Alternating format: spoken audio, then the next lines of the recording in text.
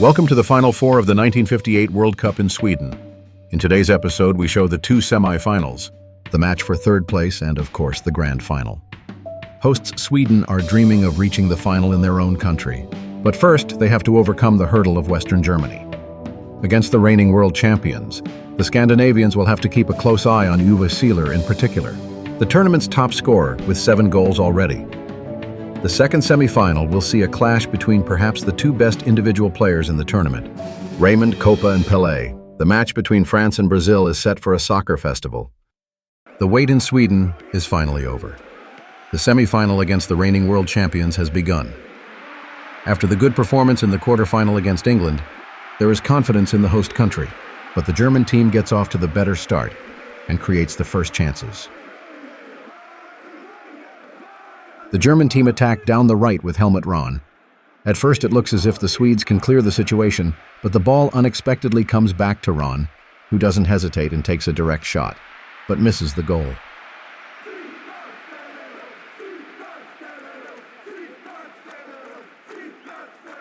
The hosts kept a clean sheet for the first time in this tournament in their win against England. They also survived the first period of pressure from Germany without conceding a goal, and after a good quarter of an hour, they created their first chance of the day.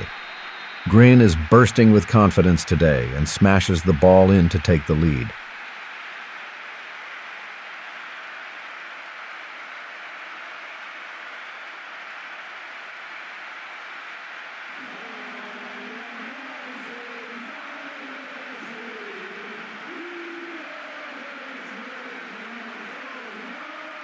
Hamren gets his first chance of the day after linking up with Gren, but his attempt is easily saved by goalkeeper Fritz Herkenrath. One of the strengths of the Swedish team at this tournament is their large number of goal-scoring players. While other teams concentrate on a few players, they shine with a high number of different goal scorers. The next one is left-winger Skoglund, who scores from a free position to make it 2-0. The final seems to be within reach.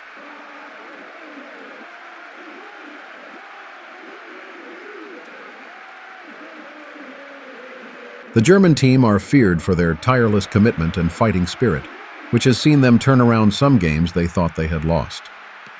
Led by Fritz Walter, they try to find an answer straight away. Cieślarczyk's cross is initially blocked, but then comes back into the danger zone, where Uwe Seeler once again proves his fearsome header power and makes Kalle Svensson in the Swedish goal look bad, and there is still a lot of time left to score the equalizer.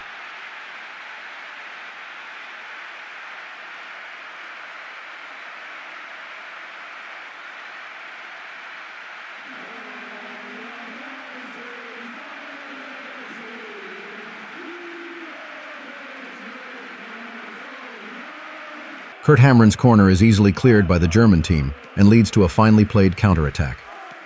Helmut Rahn suddenly has a clear path to goal, but Skoglund rushes back as quickly as he can to prevent the worst. His full-risk tackle comes too late, however, and the referee's decision is clear. The red card means his team will have to play the rest of the game with 10 men, and just as bad for the left winger, it means he will have to watch from the stands in a possible final.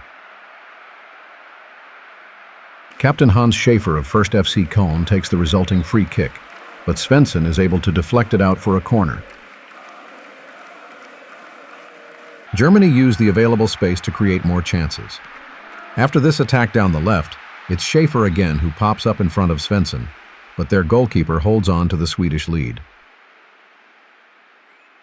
Once again, the world champion has a great chance down the left flank. Cieślarczyk plays the ball to Seeler, who seems surprised at how much time he has. Perhaps that's why his shot slips and misses the goal. 5 minutes before the end, it's this cross from Helmut Rahn that ends up with Uwe Seeler. This time he doesn't manage to place a powerful header on goal, but the ball sinks slowly and almost lands in the net. Szymanek tries again in stoppage time, but he too fails to score the equalizer.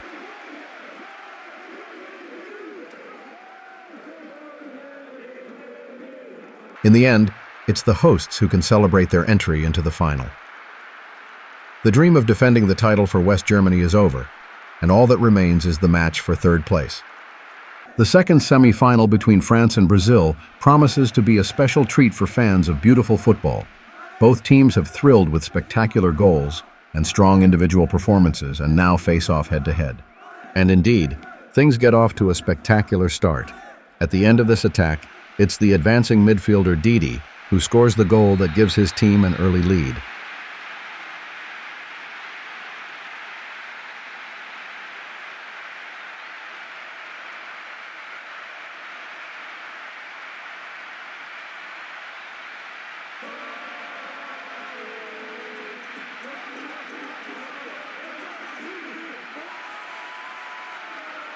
Not even 15 minutes have passed, and the game has already picked up full speed.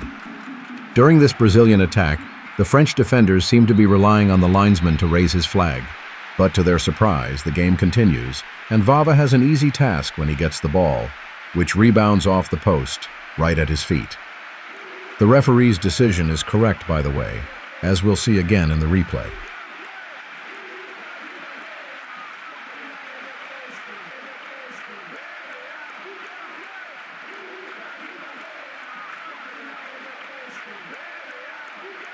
But the French quickly recover from this shock and, as usual, rely on their strong individual attack. Real Madrid's Raymond Kopa tries this shot, which is deflected and only needs to be tipped over the line by Penvern.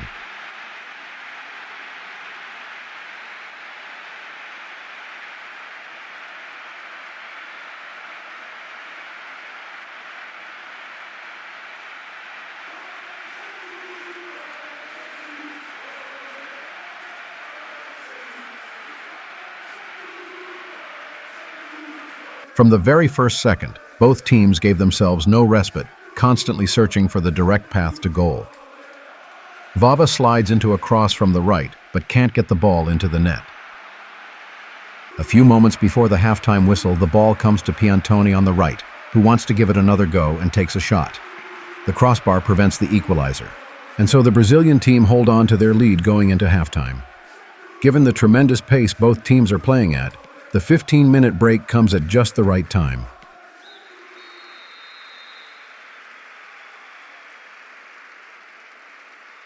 The second half starts as the first ended, with attacking football and many goal-scoring opportunities.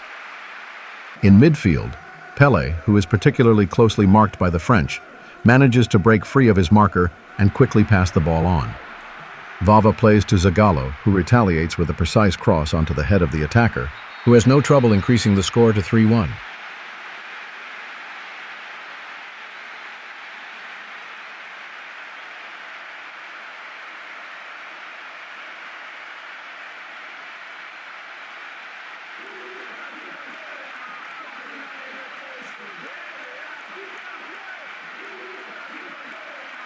Kopa is playing a strong tournament and isn't ready to accept the impending defeat.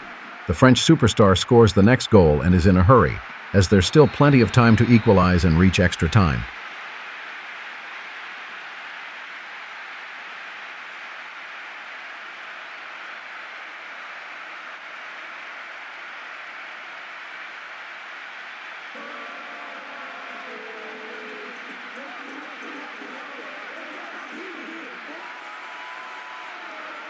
Kopa is on fire now and tries his luck from all angles. His shot is deflected again, but this time it only results in a corner, which yields nothing. Garrincha surprisingly started the game on the bench and is now all the more motivated. He sets up Pelé wonderfully, but the new golden boy of world football is, for once, a little too inaccurate and narrowly misses the goal.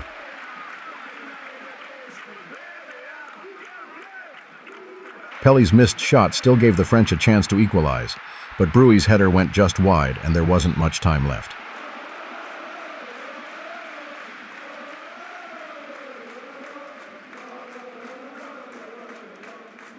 With the courage of desperation, the French players fight against the impending defeat until the last second, and Bruey, who had just missed what seemed like his last chance, suddenly finds himself free to head the ball. After the equalizer, the French celebrate wildly, and the spectators were also thrilled. The match lived up to expectations, and the best news is, it's not over yet.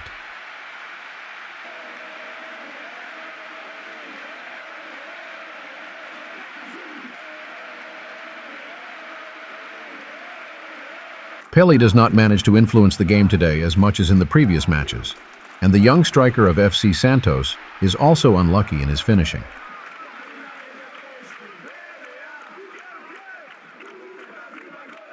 Both teams have barely had a break and have now played for almost 120 minutes.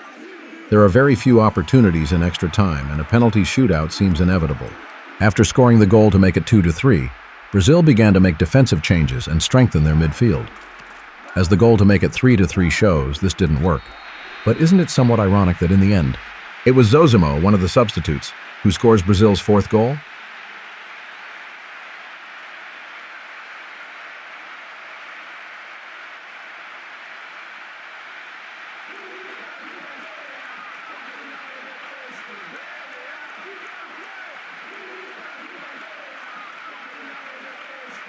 In the end, the French lacked the strength to come back once again. Sweden's opponent in the final is Brazil.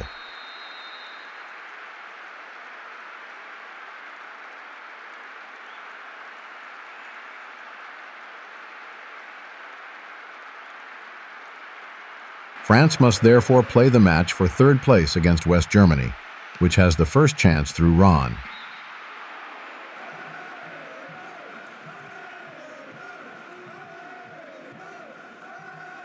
On the other side, Copa wants to score with a free kick, but is too inaccurate. In the first match against Northern Ireland, Horst Eckel scored the first German goal of the tournament with a spectacular long-range shot. In the final match of the tournament, he almost does it again.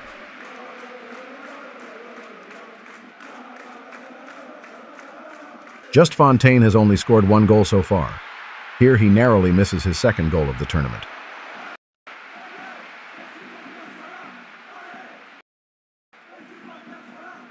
France's goalkeeper Claude Abbas played a very good tournament overall, saving his team several times, especially in the quarter-final against Czechoslovakia.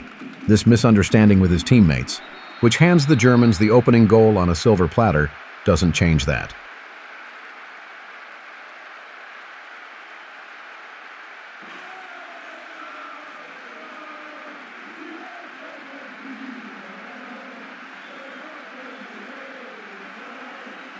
But France has already proven its comeback qualities several times and is still far from beaten today. When Vincent hits it, only the post can save the German lead, but how long will it last? A short time later, after a corner, the crossbar prevents the deserved equalizer. Duis breaks through on the right wing and crosses the ball precisely into the penalty area. Fontaine is there and heads it home. Finally, the reward for the French team's strong second-half performance.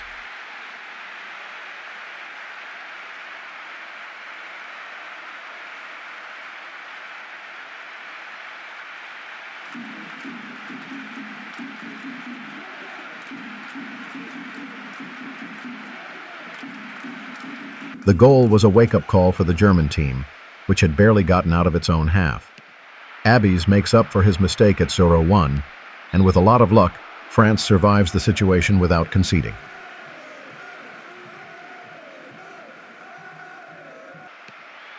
Simaniak wants to surprise Abbas and tries this long shot directly from the turn, but his courage is not rewarded.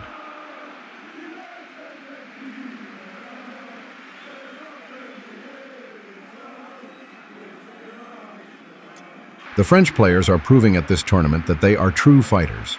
For the third time in a row, they managed to come back from behind. Fontaine's brace means the lead.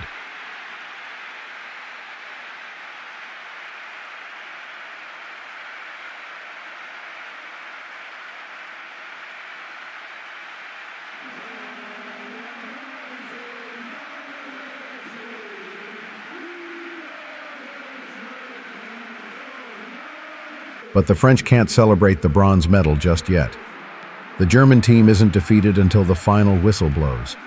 Uwe Seeler hasn't enough yet. The tournament's top scorer powers the ball into the net and equalizes. It is his 8th goal at this World Cup already.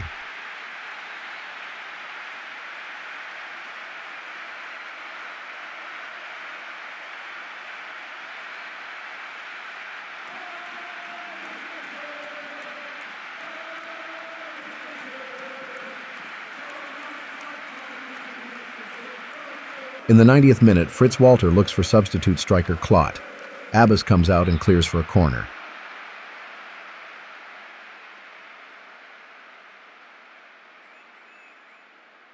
Walter takes the corner and looks for Klott again.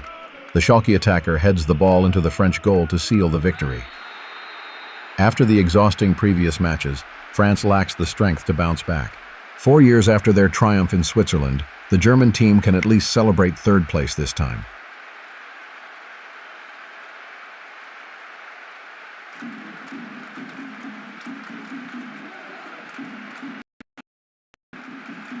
The Rasunda Stadium is the venue for the 1958 World Cup final.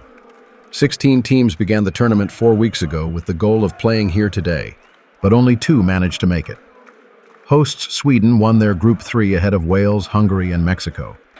They defeated England in the quarterfinals and West Germany in the semifinals. Their opponents, Brazil, faced the Soviet Union, England, and Austria in Group 4. Wales were defeated in the quarterfinals, and the semifinal against France was almost unbeatable in terms of drama.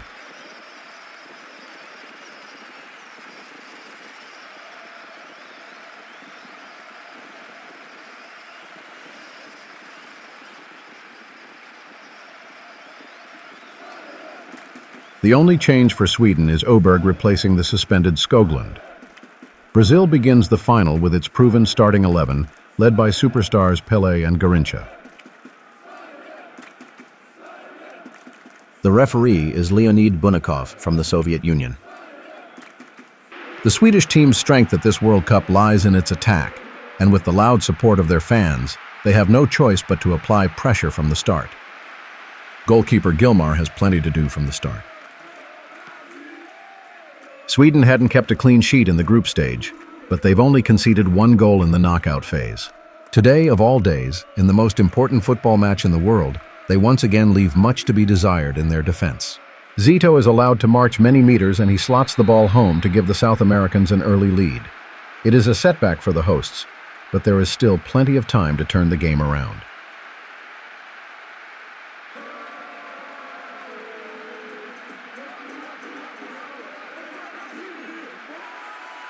Oberg owes his starting place in this match solely to Skoglund sending off in the semi-final.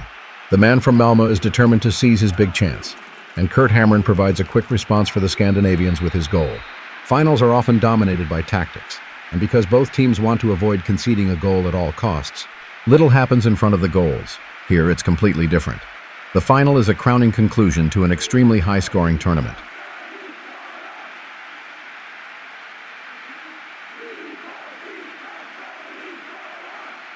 With 2 goals, Lidholm is one of the tournament's most dangerous midfielders. However, this free kick taken with his left foot is not good enough to beat Gilmar.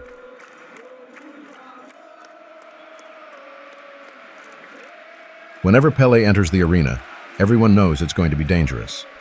In his first major appearance of the game, he immediately shows his class. He evades his opponents and scores with a precise low shot to give his team the lead again, which 8 years after the infamous Maracanazo is finally aiming for its first World Cup title.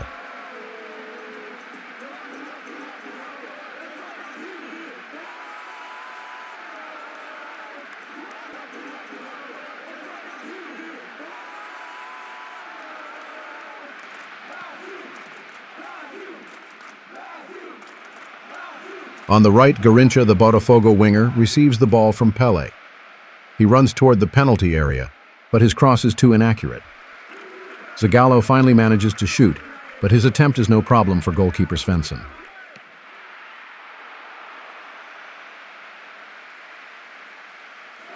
Obert is perhaps playing the game of his life today.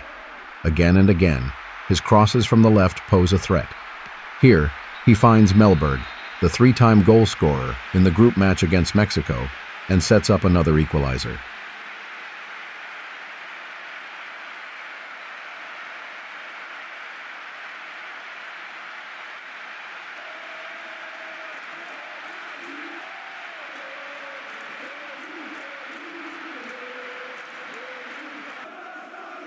Just before the halftime whistle, Pelé sets up Garrincha, who is spectacularly denied by Svensson. The score is 2-2, and the teams go into the dressing room. Lidholm tirelessly pushes his teammates. Gren plays the ball high to Hamrin, and because Nilton Santos misjudges the ball, the right winger gets a shot. He doesn't let this opportunity slip away. With his second goal of the day, he puts his team in the lead for the first time today.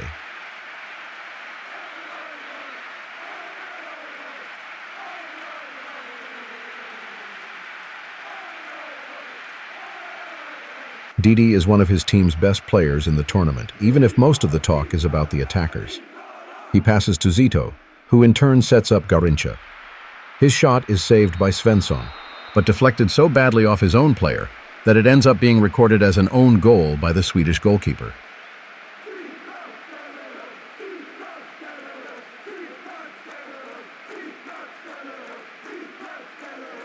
We've already talked about Oberg's crosses. He continues in the same vein in the second half, looking for Hamrin, now playing center forward, whose header goes just over the goal. Oberg is repeatedly sought out by his teammates, who sense the momentum on his side. The left winger crosses again into the penalty area, where the ball finally lands at Gren's feet, who scores the celebrated 4-3 lead for the hosts. Will the Swedish dream come true, or can Brazil come back again?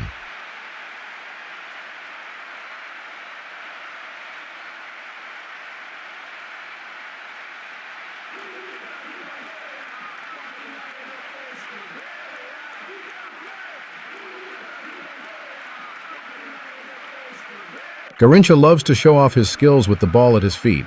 Svensson is able to save his shot again. How Vava then failed to put the rebound into the empty net, he probably doesn't even know. This scene will haunt him if things go wrong for his team today. Mario Zagallo passes to Pele, and the man from Santos looks for Garincha, who had already tried several times without success. Svensson is ultimately powerless here, and the score is actually 4-4.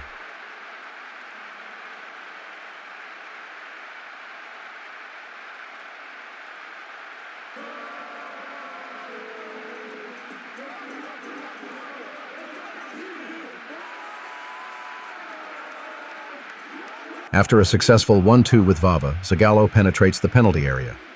Gustafsson's sliding tackle prevents the worst for Sweden. The dream of winning the World Cup gives Oberg wings.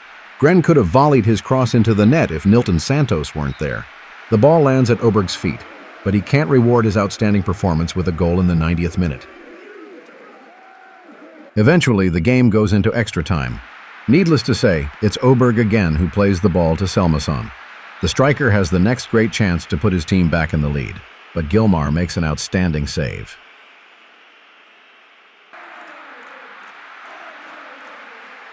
Gunnar Gren and Kurt Hamrin also deliver outstanding performances. Their co-production leads to another opportunity. This time, Gilmar doesn't have to intervene.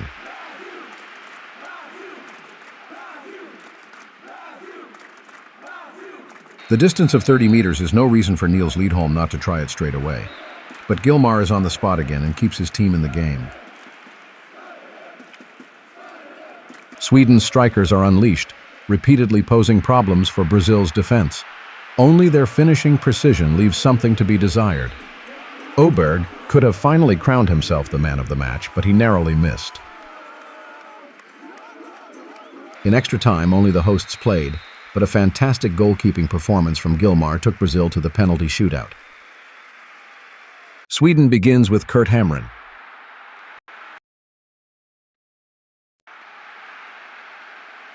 Jose Altafini must score so that his team does not come under immediate pressure.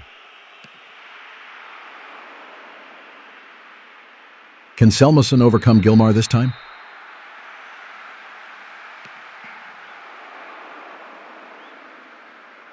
Pele can put his team in the lead.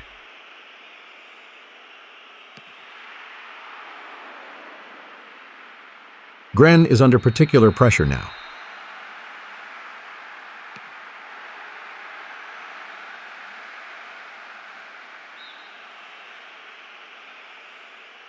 Zagallo decides to play it safe.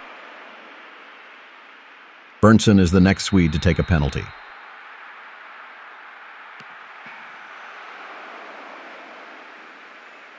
If Martin scores, it's 4-2.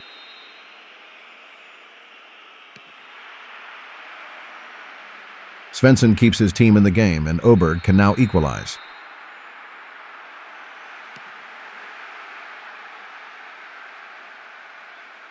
Nevertheless, Didi now has the decision on his feet. And he scores. Brazil is football world champion for the first time in its history.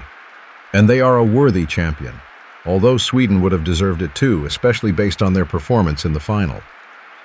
Kalle Svensson and his team will still be cheered by their fans. However, the big stage now belongs to the Brazilians, led by 17-year-old Pelé from Santos FC, whose goal that made it 2-1 we'd love to see more often.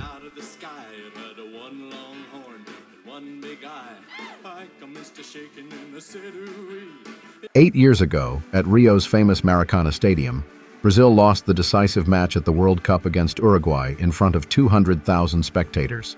8 years later, coach Vicente Feola's team is crowned world champions. Captain Hilderaldo Bellini receives the Jules Rimet Trophy and celebrates with his teammates. Today they had to fight very hard for success, but if you take the tournament as a whole, their victory is certainly deserved.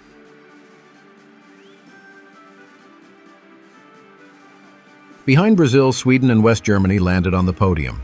France remained in the unfortunate 4th place, but they too were a great asset to the tournament.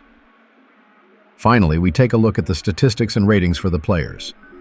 The man of the match in the final was Didi of Botafogo, who also converted the decisive penalty. The tournament's top scorer is Uwe Seeler of West Germany with 8 goals. The young Hamburg striker's performances will not have gone unnoticed by other clubs, but since Seeler is considered to be very local and down-to-earth, his chances of staying at his favorite club are certainly very good. Behind Seeler, 4 players, Copa, Gren, Melberg, and Pelé, ranked with 4 goals each. Argentina's winger Corbata needed only 3 games to collect 4 assists. He had to watch the rest of the tournament on television, but none of his rivals managed to surpass him. At least that's a small consolation after the tournament ended so early for him and his teammates. At the end of a memorable and wonderful tournament, we would like to congratulate the Brazilian team on winning the title. Next week, we'll look back at the best moments and most beautiful goals of the tournament. We thank all viewers for their loyalty and hope to welcome you back to this channel soon.